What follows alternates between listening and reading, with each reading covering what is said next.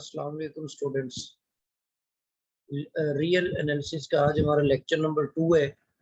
इसके अंदर हम बाउंडेड सेट्स को डिफाइन करेंगे, greatest and least elements of a set इनको डिफाइन करेंगे, supremum and infimum of a set. तो ये 3 कंसेप्ट्स जो है ये हम आज के लेक्चर के अंदर सीखने वाले हैं। जी स्टार्ट करते हैं हम। सबसे पहले हम बाउंडेड सेट्स को डिफाइन करते हैं। जी इसके अंदर अब सबसे पहले बाउंडेड अबव का कंसेप्ट है। बाउंडेड अबव से क्या मुराद है, डिफाइन करते हैं हम इसको। अ set S of numbers. S हमारे पास एक सेट है जिसके अंदर नंबर्स हैं। इस set to be bounded above, इस सेट को हम कहेंगे कि ये बाउंडेड अबव है। If there exist a number K, अगर आपको एक नंबर के मिल जाता है, such that every member of S is less than or equal to K। जैसे मिसाल के तौर पे ये आपके पास एक सेट है, इसके अंदर जो एलिमेंट्स हैं वो आपके पास है 1, 2, 3 और 4 है। ठीक है, अब आपको K की वैल्यू जो है ना वो 4 मिल गई है। यहाँ पर हमें एक नंबर 4 ऐसा मिल चुका है। ये जो सेट के एलिमेंट्स हैं ये सारे इस K की वैल्यू से स्मॉल है, K की वैल्यू से लेस है, और ये 4 जो है ये इस K की वैल्यू के इक्वल है। तो वो कहता है कि एक नंबर आपको K मिल जाए such that every member of S is less then और इक्वल टू K, कि उस सेट का हर रुकन उस K की कीमत से लेस होना चाहिए, उससे स्मॉल होना चाहिए। तो ये जो नंबर K होगा, the number K is called upper bound. इस तरह का जो नंबर आप तलाश कर लेंगे, K नंबर तलाश कर लेंगे, वो अपर बाउंड कहलाएगा उस सेट S का। If no such number K exist then the set is said to be unbounded above और नॉट बाउंडेड अबव। जैसे अगर आप सेट ऑफ नेचुरल नंबर ले लेते हैं तो इसके अंदर अब ये 1, 2, 3 अप टू सो ऑन, तो ये अब आपको ऐसा कोई रियल नंबर नहीं मिल सकता, कोई नंबर ऐसा मिल ही नहीं सकता कि आप कहें कि ये सारे जो नेचुरल नंबर है उस नंबर से छोटे हैं। ऐसा नंबर आप तलाश नहीं कर सकते। तो इसका मतलब है सेट ऑफ नेचुरल नंबर के अंदर आपको ऐसा नंबर नहीं मिल सकता, इसीलिए ये वाला सेट जो है ये बाउंडेड अबव नहीं होगा। जी इसी तरह नेक्स्ट आपके पास कॉन्सेप्ट है बाउंडेड बिलो का। बाउंडेड बिलो क्या होता है? A set is said to be bounded below. एक सेट एस को आप कहेंगे कि वो बाउंडेड बिलो है if there exist a number K, अगर आपको स्मॉल के एक ऐसा नंबर मिल जाता है such that every member of S is greater than or equal to small k। जैसे ये ऊपर हमने सेट लिखा A, इसके अंदर जो स्मॉल k की वैल्यू है वो आपके पास 1 आ जाएगी। ये जो 1 है ये आपने इस k की ऐसी वैल्यू तलाश कर ली है, एक ऐसा नंबर आपने ढूंढ लिया है, इस सेट के जितने भी एलिमेंट्स हैं वो सारे के सारे इस k की वैल्यू से ग्रेटर है। ठीक है, तो ये इसकी डेफिनेशन है कि K जो है वो उन तमाम सेट के एलिमेंट से स्मॉलर होना चाहिए, सेट के जो एलिमेंट्स हैं उस K की वैल्यू से ग्रेटर होने चाहिए, तो फिर वो जो K की वैल्यू होगी वो लोअर बाउंड कहलाएगा। अच्छा, ये जो सेट में मैंने आपको एग्जांपल दिया है, इसमें अब आप देखें कि सेट में जो सबसे बड़ा एलिमेंट है वो अपर बाउंड बन गया, और जो सेट का सबसे छोटा रुकन है, जो सबसे छोटा एलिमेंट है, ये आपके पास लोअर बाउंड बन गए। जी a set is said to be bounded. एक सेट को आप कहेंगे कि वो बाउंडेड सेट है if it is bounded above as well as bounded below. मतलब अगर किसी सेट का आपको अपर बाउंड भी मिल जाता है और लोअर बाउंड भी मिल जाता है तो फिर आप उस सेट को कहेंगे कि वो बाउंडेड है। मतलब अबव साइड से भी वो बाउंडेड होना चाहिए और बिलो साइड से भी बाउंडेड होना चाहिए। तो ये जो ऊपर हमने सेट लिखा है ए सेट, इसमें अपर बाउंड इसका 4 है, या 4 से जितने भी बड़े नंबर्स हैं 5 भी इसका अपर बाउंड है, 6 भी इसका अपर बाउंड है। मतलब अपर बाउंड की डेफिनेशन ये है कि सेट के एलिमेंट्स उससे स्मॉल होने चाहिए। अब ये जो सेट ए मैंने लिखा हुआ है, इसके तमाम एलिमेंट्स 5 से स्मॉलर है, 6 से भी स्मॉलर है, तो 4 से जितने भी बड़े नंबर्स होंगे वो सारे के सारे इस सेट ए के अपर बाउंड्स है।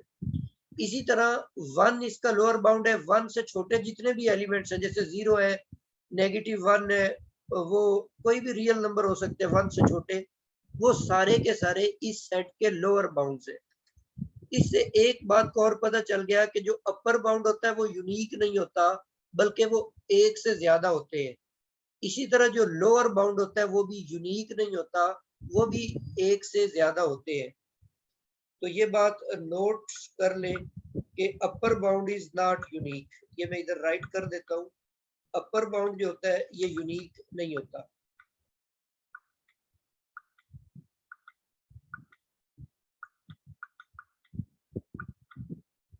Upper bound is not unique.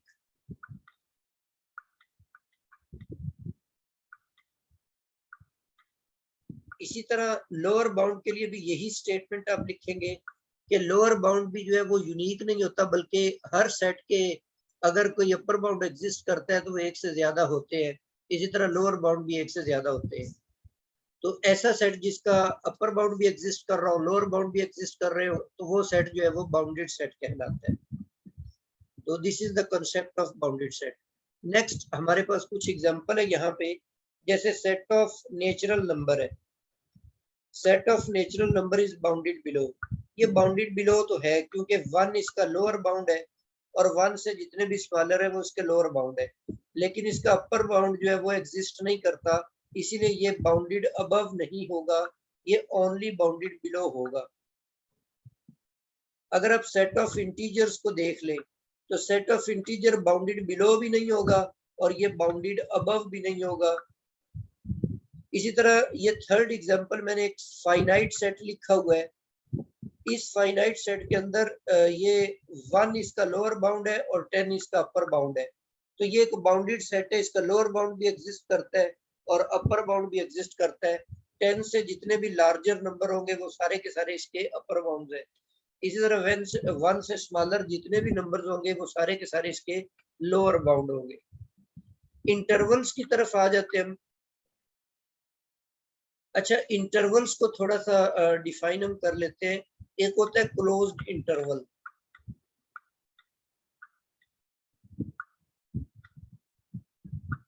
Closed interval basically ये जो इंटरवल्स है ये these are the subsets of set of real number. Closed interval को राइट करने का ये तरीकाकार है कि आपने स्क्वायर ब्रैकेट की मदद से इस सेट को लिखना होगा। इसका मतलब यह है कि ये एक ऐसा सेट है जिसके अंदर ऐसे एलिमेंट्स हैं जो greater or equal to a हैं और less or equal to b होंगे। ऐसे एलिमेंट्स का सेट जिसमें ए और बी भी शामिल होंगे और ए और बी के दरमियान में जितने नंबर्स हैं वो सारे के सारे इसमें इंक्लूड है। इसी तरह ओपन इंटरवल क्या होता है?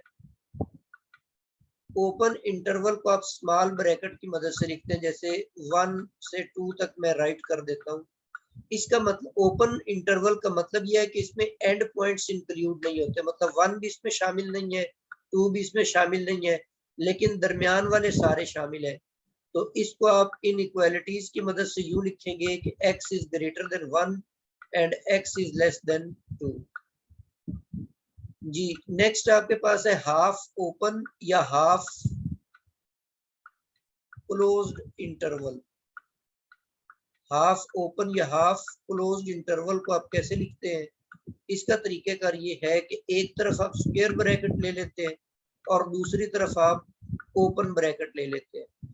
स्क्वायर ब्रैकेट जहां पर होगी इसका मतलब है वो एंड पॉइंट उस सेट में इंक्लूडेड होगा, और जहां पर ओपन इंटर ब्रैकेट होगी, स्मॉल ब्रैकेट होगी, वो वाला एंड पॉइंट इंक्लूडेड नहीं होगा। तो इस सेट को आप यूं लिखेंगे कि x greater than 1 and lesser equal to 2 इसमें होगा। मतलब इसमें 1 इंक्लूड नहीं है, 2 इंक्लूड है।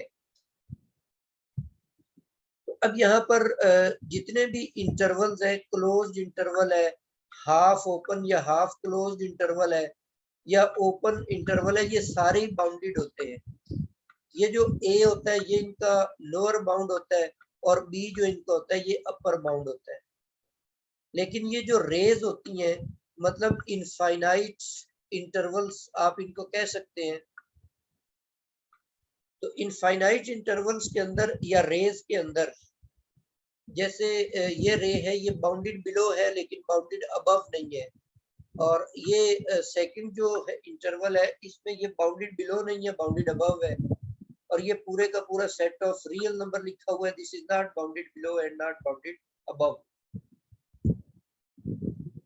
जी नेक्स्ट आपके पास है greatest and smallest elements. Greatest और स्मॉलेस्ट एलिमेंट से क्या मुराद है? A member G of a set S is called greatest member. कोई हमारे पास सेट S है, उसका आप कोई मेंबर G ले लेते हैं, उस मेंबर को आप G से डिनोट करते हैं, उसका एलिमेंट है ये, is called the greatest member of S.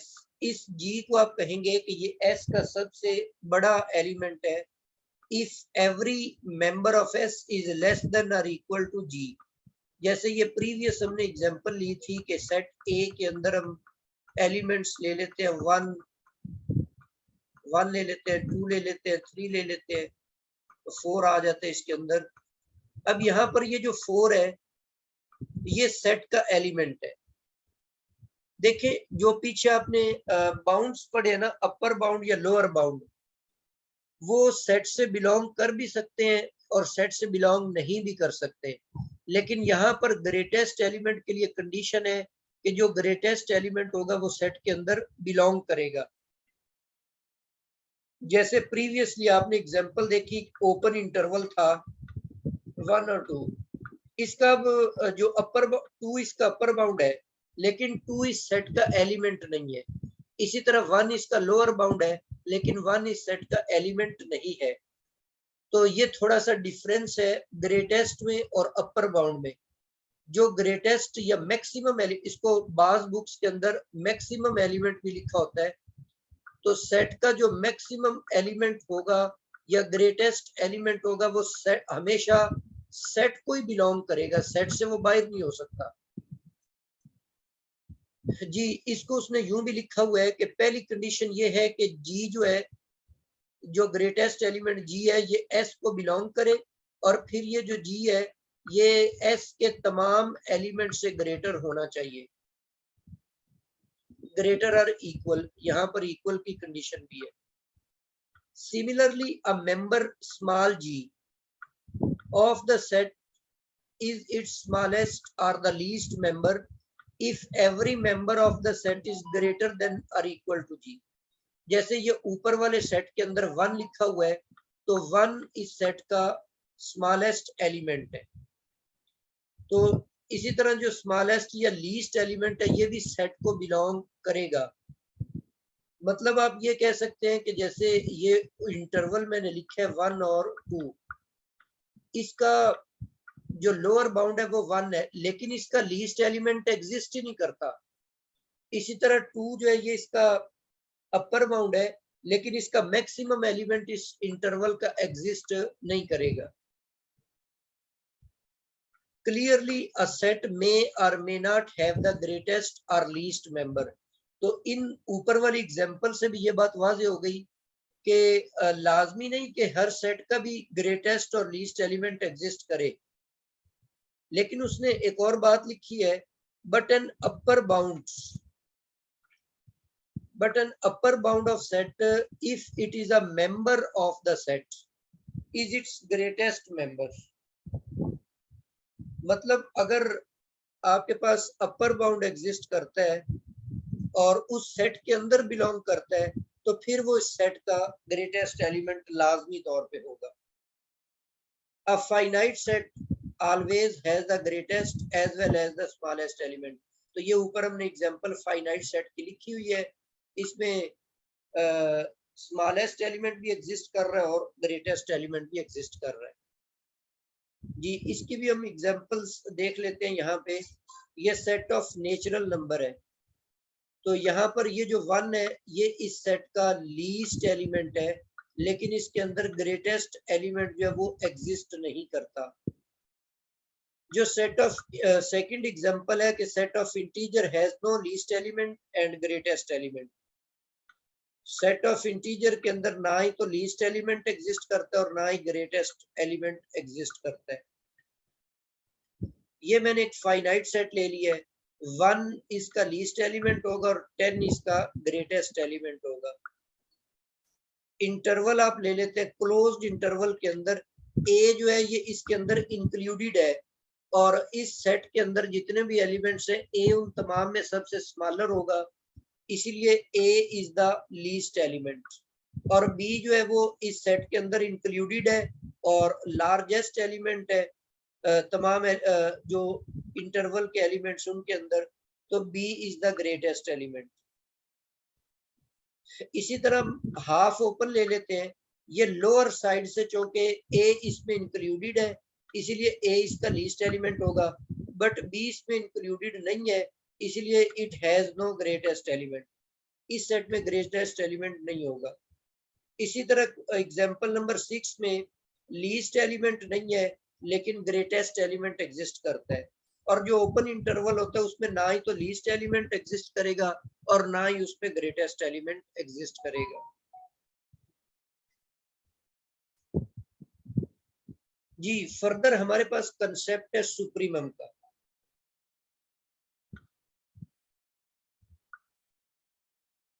जो सुप्रीमम होता है इसको आप लीस्ट अपर बाउंड के नाम से भी जानते हैं,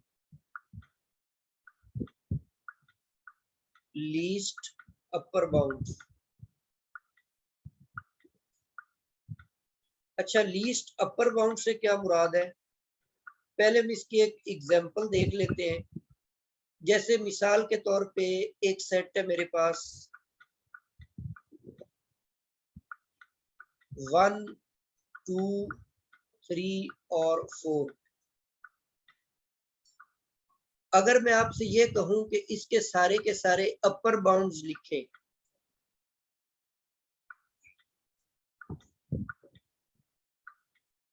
इसके जो अपर बाउंड्स होंगे उसमें 4 शामिल होगा और बाकी सारे जो 4 से ग्रेटर है, 4 से जितने भी ग्रेटर है वो सारे के सारे इसके अपर बाउंड्स हैं। मतलब 5 भी इसका अपर बाउंड है, 6 भी इसका अपर बाउंड है, 7 भी इसका अपर बाउंड है। इनके दरमियान जो पॉइंट्स वाले नंबर होंगे 5.1 है, 5.5 है, वो सारे के सारे इस सेट के अपर बाउंड्स हैं। अगर मैं आपसे पूछूं कि इन तमाम एलिमेंट्स में जो सबसे छोटा अपर बाउंड है, जो लीस्ट अपर बाउंड है, वो कौन सा है, तो आप कहेंगे कि 4 जो है वो इसका लीस्ट अपर बाउंड है।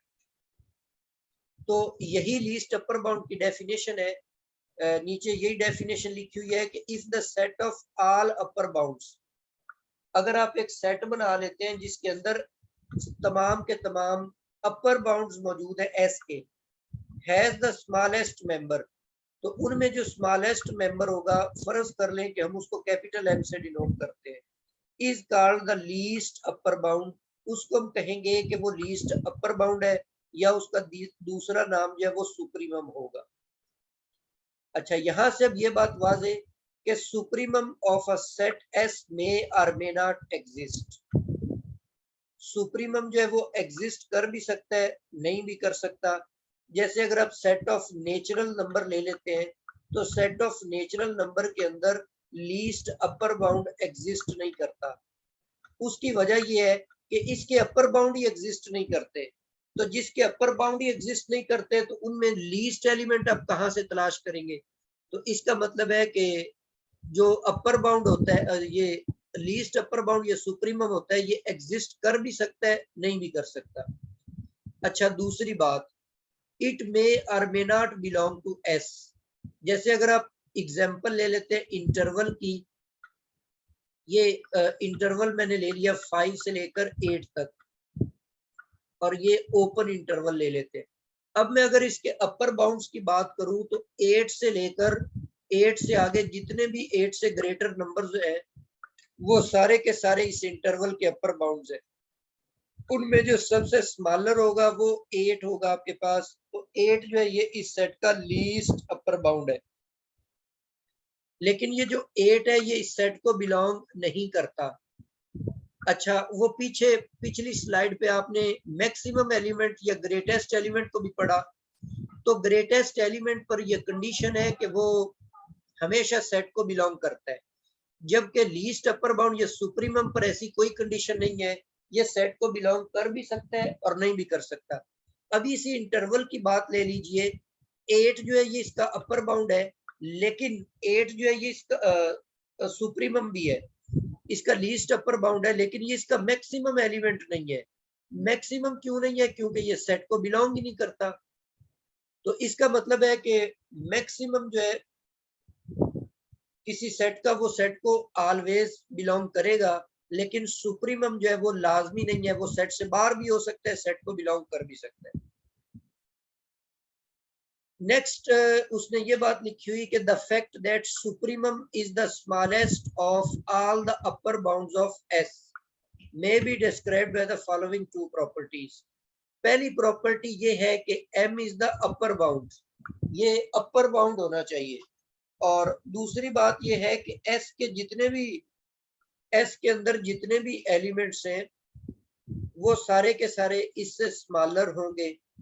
और दूसरी बात ये इसके अंदर है कि no member less than m can be an upper bound of s। इसको थोड़ा सा इसी सेट को अगर हम ग्राफिकल तरीके से समझ लें,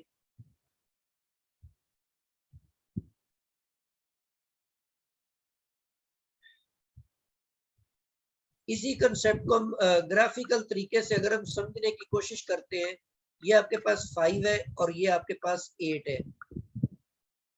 इसका अभी आपने कहा कि सुप्रीमम जो है वो इसका 8 है जी। अब इसमें 5 जो है ये सेट में इंक्लूडेड भी है, जबकि 8 जो है ये सेट के अंदर इंक्लूडेड नहीं है, ये सेट में शामिल नहीं है। जबकि 5 जो है ये सेट के अंदर इंक्लूडेड है जी। अब यहां पर आप देखें, 8 को मान लेते हैं कि ये इसका सुप्रीमम है। 8 is the supremum of this interval. अब यहाँ पर अगर आप 8 से स्मॉलर कोई भी नंबर लेते हैं, इंतहाई स्मॉल नंबर भी ले लें, तो वो इस इंटरवल के अंदर आ जाएगा। मसलन मैं 8 में से माइनस कर देता हूँ 0.01 को, ठीक है, तो ये 7.99 बन जाएगा। अब ये जो 7.99 है ये इस सेट का अपर बाउंड हो ही नहीं सकता, ठीक है ना। तो no member less than m can be an upper bound of s। जो सुप्रीमम से छोटे नंबर है ना वो कभी भी अपर बाउंड नहीं हो सकते, क्योंकि ये अपर बाउंड्स में सबसे लीस्ट है, सबसे छोटा है, बाकी सारे इससे बड़े होंगे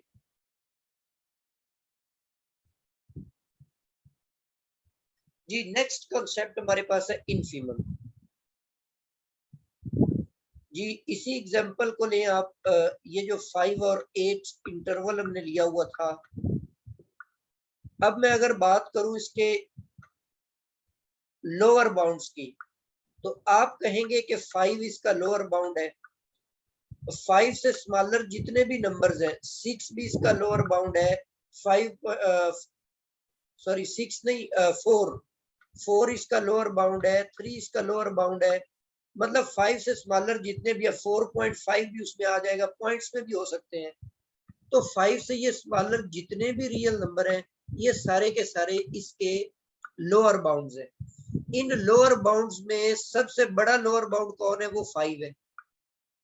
5 is the greatest lower bound. Lower bound में जो सबसे बड़ा होगा इसको हम आमतौर पे इनफीमम का नाम भी देते हैं।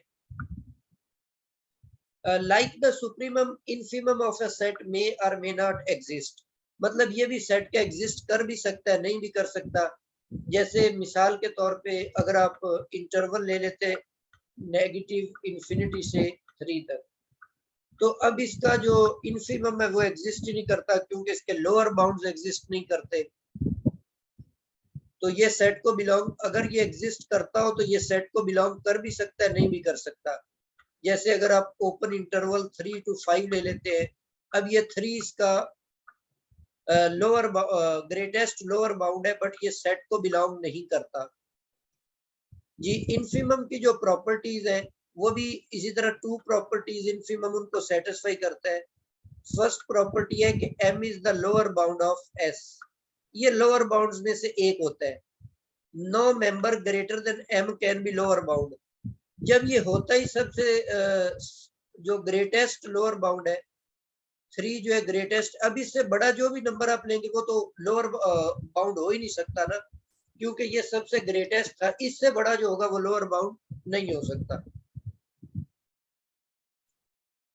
जी। इसकी भी हम कुछ एग्जांपल्स देख लेते हैं। जैसे ये सेट ऑफ नेचुरल नंबर्स है n, इसमें 1 इसका इन्फिमम है लेकिन सुप्रीमम इसका एग्जिस्ट नहीं करेगा। जो सेट ऑफ इंटीजर है इसका सुप्रीमम भी एग्जिस्ट नहीं करता और इन्फिमम भी एग्जिस्ट नहीं करता। ये एक फाइनाइट सेट ले लिया है, इसमें 1 इन्फिमम के तौर पे है और 10 जो है ये एज ए सुप्रीमम है। कोई भी इंटरवल ले ले, open interval, closed interval, half open, इसमें ए जो है ये इन्फिमम होगा और बी सुप्रीमम होगा। इसी तरह हाफ ओपन में भी और ओपन इंटरवल में भी यही कंसेप्ट है जी। यहाँ पर एक और एग्जांपल दी हुई है। ये सेट जो ए है इसको यूं भी लिखा हुआ हो सकता है, A is a set consisting of the elements of the form 1 over n, where n is a natural number। n जो है ये बिलोंग करेगा सेट ऑफ नेचुरल नंबर्स को। तो इस सेट को यूं भी लिखा जा सकता है। अब इसकी थोड़ी सी ग्राफिकल तरीके से अगर आप वजाहत करें, सपोज कर लें कि यहाँ पे 0 है और ये हमारे पास 1 है, तो इसका जो सेकंड एलिमेंट है वो 1/2 बन जाएगा। इसी तरह थर्ड एलिमेंट 1/3 बन जाएगा। तो इसी तरह डिवाइड करते जाएंगे 1 को, 1/100 भी उसके अंदर आएगा। तो जितने बड़े नंबर से आप इसको डिवाइड कर लें तो वो वेरी स्मॉल तो हो जाएगा और 0 के करीब तरीन चला जाएगा, लेकिन 0 तो नहीं हो सकता। तो इसका मतलब है कि 0 जो है ये इस सेट के तमाम एलिमेंट्स से छोटा है, तो 0 जो है वो इस सेट का लोअर बाउंड है। इसी तरह 1 जो है वो इस सेट का अपर बाउंड है। और मजीद इसको देखें तो इसके जितने भी लोअर बाउंड्स हैं उनमें 0 सबसे ग्रेटर है, इसीलिए हम कहेंगे कि सेट ए का इन्फिमम जो है वो 0 है। और इसी तरह इसका जो सुप्रीमम है वो आपके पास 1 होगा, इस सेट का सुप्रीमम जी। नेक्स्ट एक और एग्जांपल आपके पास है कि find the supremum and infimum. ये मेरे पास एक सेट है, इसका आपने सुप्रीमम और इन्फिमम आपने फाइंड आउट करना है। अगर हम इसको इसके अंदर ये वैल्यूज पुट करके इसको सेट की फॉर्म में लिखें, n की वैल्यू जब हम 1 पुट करते हैं तो ऊपर आपके पास 3 आ जाएगा और नीचे आपके पास 2 आ जाता है। n की वैल्यू अगर आप 2 पुट करेंगे तो ये 5 आ जाएगा और ये आपके पास 3 आ जाता है। इसी तरह 3 पुट करेंगे तो ये 7 आएगा और नीचे आपके पास 4 आ जाएगा, अप टू सो ऑन, ये यूं चलते जाए। अब इसमें अगर आप इसको पॉइंट्स की सूरत में भी लिख लें तो ये बन जाएगा 1.5 और ये बन जाएगा 1.67 बन जाएगा 1.67 और इसको डिवाइड करेंगे तो ये आपके पास 1.75 हो जाएगा। इसका मतलब है कि ये नंबर्स जो है इंक्रीज होते जा रहे हैं। तो इनमें जो सबसे स्मॉलर नंबर है वो 1.5 है, तो इसीलिए इस सेट का जो इन्फिमम होगा वो आपके पास आ गया 3/2। इस सेट का जो इन्फिमम है वो आपके पास 3/2 है। इसी तरह इसका सुप्रीमम निकालने के लिए अगर हम इसको थोड़ा सा सिंप्लीफाइड फॉर्म में लिख लें,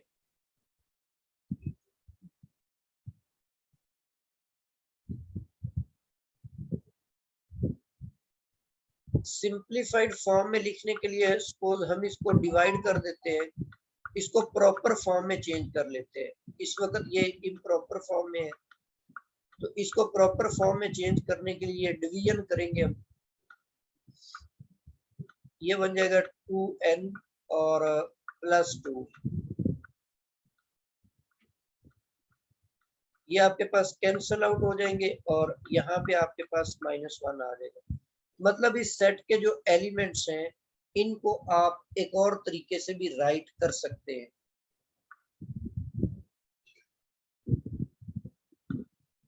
ये बन जाएंगे 2 - 1/n+1।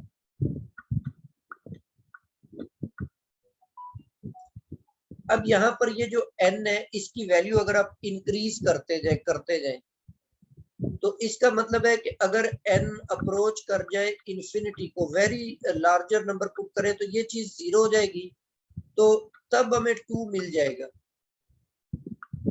और अगर आप n इसके अंदर 1 पुट कर देते हैं तो फिर ये इसमें से माइनस होकर आपको 3/2 मिलेगा। तो इसका मतलब है कि हमें इस सेट के अंदर सबसे लार्जर नंबर जो है वो 2 मिलेगा और सबसे स्मॉलर जो है वो 3/2 मिलेगा। तो इसका मतलब है इसके अंदर जो सुप्रीमम है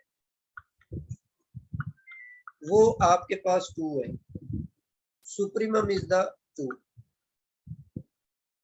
ये इस तरीके से आप कोई भी सेट आपको गिवन है उसको थोड़ा सा सिंप्लीफाई करके आप सिंप्लीफाइड फॉर्म में लिखकर आप उसका सुप्रीमम और इन्फिमम फाइंड आउट कर सकते हैं।